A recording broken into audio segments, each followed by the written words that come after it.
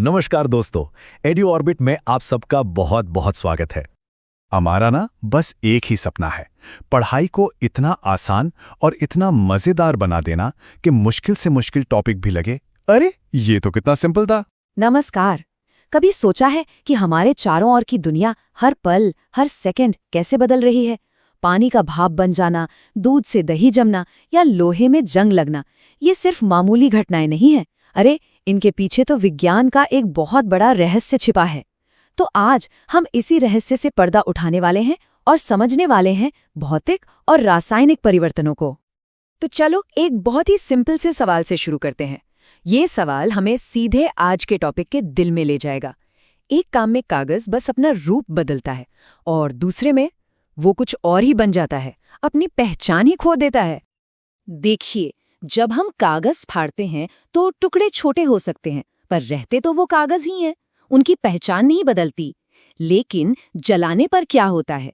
वो बन जाता है राख, एक पूरी तरह से नया पदार्थ जिसके गुण कागज से बिल्कुल बिल्कुल अलग हैं।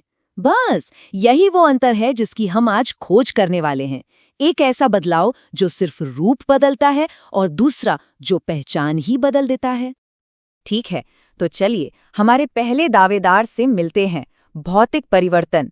इन्हें हम विज्ञान की दुनिया के शेप शिफ्टर्स भी कह सकते हैं, मतलब रूप बदलने वाले। ये अपना रूप, आकार या अपनी हालत तो बदलते हैं, पर अपनी असली पहचान को कभी नहीं छोड़ते। तो यहाँ पर सबसे जरूरी बात क्या है? कोई नया पदार्थ नहीं बनता है। इसे याद रखने का एक मजेदार तरीका है PPP, यानी फिजिकल चेंज में प्रॉपर्टीज तो बदलती हैं, पर प्रोडक्ट नया नहीं बनता। सोचिए, जैसे आपने कपड़े बदले हों, आप तो वही रहते हैं, बस आपका लुक बदल जाता है। भौतिक परिवर्तन बिल्कुल ऐसे ही हैं। कागज काटने वाला हमारा पहला उदाहरण इस बात को एकदम साफ कर देता है। हमने कागज का आकार और माप बदल दिया, लेकिन उसका हर छोटा टुकड़ा अभी कागज ही है। ये एक क्लासिक भौतिक परिवर्तन है। और भौतिक परिवर्तन का सबसे बड़ा सुपरस्टार तो हमारा अपना पानी है। चाहे वो ठोस बर्फ हो, तरल पानी हो या फिर गैस वाली भाप, उसका केमिकल फॉर्मूला हमेशा H2O ही रहता है। बस उसके मॉलिक्यूल्स कभी कस कर एक दूसरे से चिपके होते हैं, जैसे बर्फ में, कभी थोड़ा आराम से घूमते हैं, जैसे पानी में, और कभी बिल्कुल आजादी से उड़ते हैं, जैसे भाप में। और सबसे खास बात, ये बदलाव अक्सर रिवर्सिबल होते हैं, मतलब इन्हें उल्टा किया जा सकता है। आप भाप को ठंडा करके पानी और पानी को जमाकर वापस बर्फ बना सकते हैं। ये तो एक पूरा साइकिल है। तो चलिए भौतिक परिवर्तन की मेन पॉइंट्स को फटाफट दोहराते हैं। पहला, इसमें सिर्फ फिजिकल प्रॉपर्टीज बदलती हैं। दूसरा, कोई भी नया पदार्थ नहीं बनता। और तीसरा, ये अक्सर रिवर्सिबल होता है। अब जब हम इन शेप शिफ्टर्स को अच्छे से समझ गए हैं, तो चलिए मिलते हैं कहानी के दूसरे हीरो से। अब मिलते हैं दूसरे दावेदार से, रासायनिक परिवर्तन। अगर भौतिक परिवर्तन शेप शिफ्टर थे, तो रासायनिक परिवर्तन है असली ट्रांसफॉर्मर। ये पूरी तरह से कुछ नया बन जाते हैं, जिनकी पहचान बिल्कुल अलग होती है, जिनके गुण ही एकदम नए होते हैं। यहाँ सबसे बड़ा फर्क है, एक या एक से अधिक नए पदार्थ बनते हैं। इसे याद रखने के लिए सोचिए, CNP यानी केमिकल चेंज में न्यू प्रोडक्ट बनता है। ये सिर्फ कपड़े बदलने जैसा नहीं है, ये तो एक कैटरपिलर का तितली में बदलने जैसा है, एक पूरा और परमानेंट ट्रांसफॉर्मेशन। ये देखिए एक जबरदस्त केमिकल रिएक्शन। जब मैग्नीशियम के रिबन को जलाया जाता है, तो ये एक बहुत ही तेज चमकदार रोशनी के साथ जलता है और पीछे छोड़ जाता है एक सफेद पाउडर। ये पाउडर अब सिर्फ मैग्नीशियम नहीं, ये एक बिल्कुल नया पदार्थ है, मैग्नीशियम ऑक्साइड। और क्योंकि इसमें गर्मी और रोशनी दोनों निकलती है, इसे हम एक्सोथर्मिक रिएक्शन भी कहते हैं। इस केमिकल इक्वेशन को जरा ध्यान से देखिए। तीर के बाईं ओर हैं रिएक्टेंट्स, यानी वो चीजें जो रिएक्शन शुरू करती हैं। यहाँ है मैग्नीशियम और हवा की ऑक्सीजन। तीर का मतलब है रिएक्शन होकर बनता है, और तीर के दाईं ओर है प्रोडक्ट, यानी वो नई चीज जो बनी है, जो कि है मैग्नीशियम ऑक्साइड। तो देखा, दो अलग अलग चीजें मिलकर एक बिल्कुल नई चीज बना रही हैं। अब एक और जादुई केमिकल चेंज देखते हैं। हमारे पास है नीले रंग का कॉपर सल्फेट का घोल। अब हम इसमें एक लोहे की कील डालते हैं और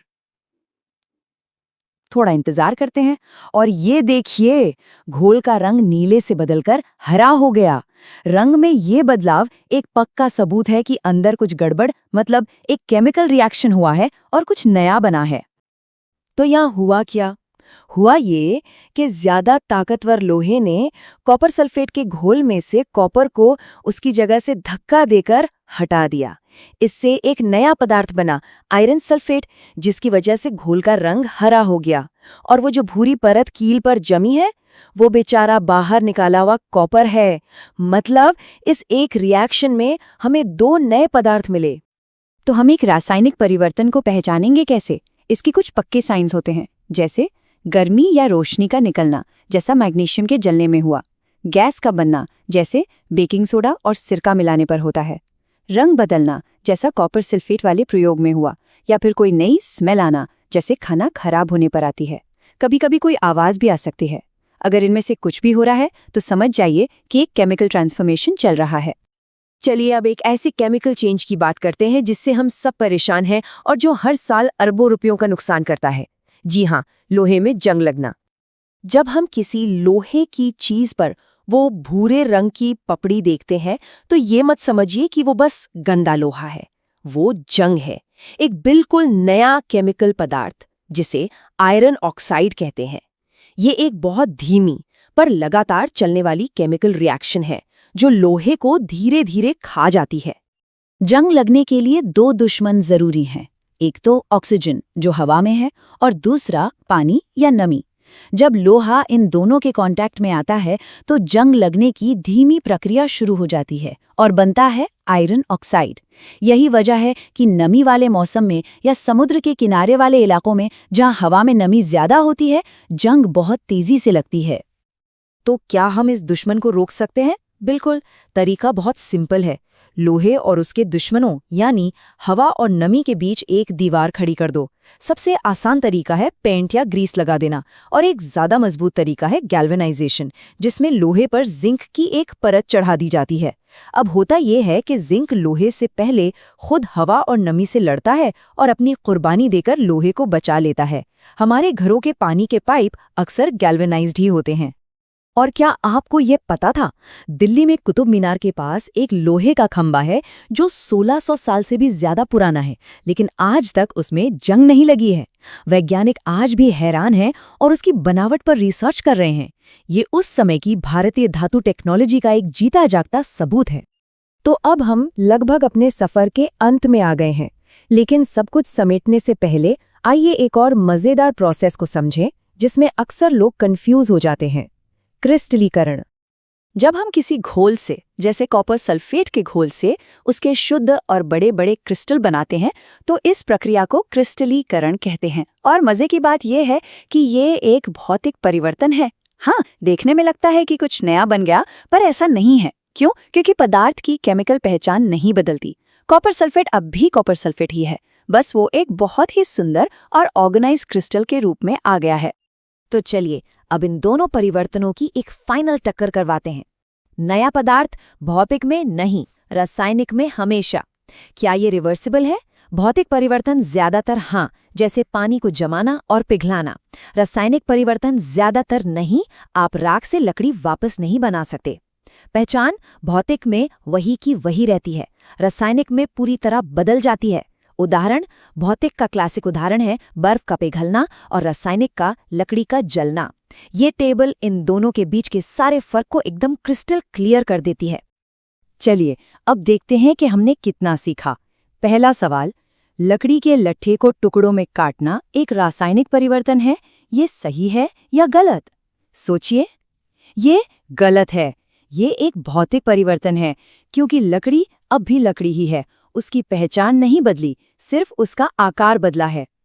और हमारा आखिरी सवाल, जब बेकिंग सोडा और सिरका मिलाते हैं तो बुलबुले उठते हैं और गैस बनती है, ये कौन सा परिवर्तन है? चलिए दिमाग पर जोर डालिए। याद आया? गैस का बनना रासायनिक परिवर्तन का एक पक्का साइन है, तो ये एक रासायनिक परिवर्तन है। शाबाश। तो अगली बार जब आप बर्फ को पिघलते या रोटी को सेकते हुए देखें तो एक पल रुककर सोचिएगा, ये एक शेप शिफ्टर है या एक ट्रांसफॉर्मर? हमारे चारों ओर की दुनिया इन कमाल के भौतिक और रासायनिक परिवर्तनों से भरी एक बहुत बड़ी लैबोरेटरी है। तो सवाल पूछते रहिए और खोज करते रहिए।